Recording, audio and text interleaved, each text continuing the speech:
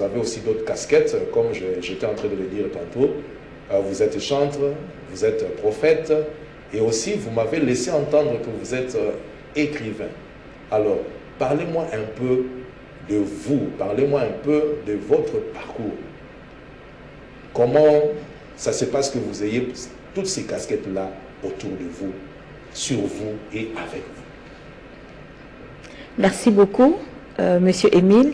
C'est un honneur d'être invité, n'est-ce pas, dans ce merveilleux plateau, n'est-ce pas, et merci. Cette belle émission que vous présentez avec beaucoup d'éloquence. Merci beaucoup. Voilà, alors je suis un enfant comme tout enfant qui naît dans une famille, et depuis ma petitesse, je ne savais pas que Dieu m'avait doté de plusieurs grâces et de plusieurs dons de multicasquettes.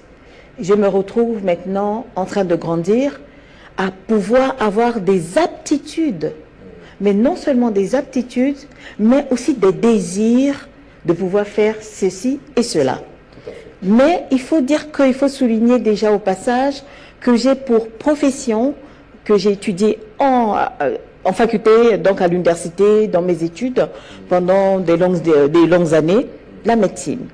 En faculté de médecine, je suis aujourd'hui un médecin d'abord généraliste, et puis spécialiste en gynécologie, sexologie et chirurgie.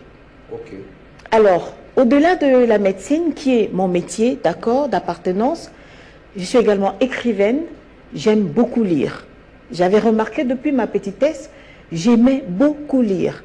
Je lisais, je finissais des livres de plus de 200-300 pages en 4 jours.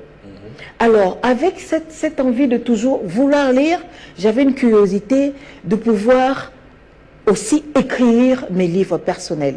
Et ça a développé en vous effectivement cette qualité-là d'écrivain. Tout à fait. Parce que lorsque vous êtes en train de lire, vous découvrez des choses et ça vous forge, comme dit-on, hein, on devient forgeron juste en forgeant. Tout à fait.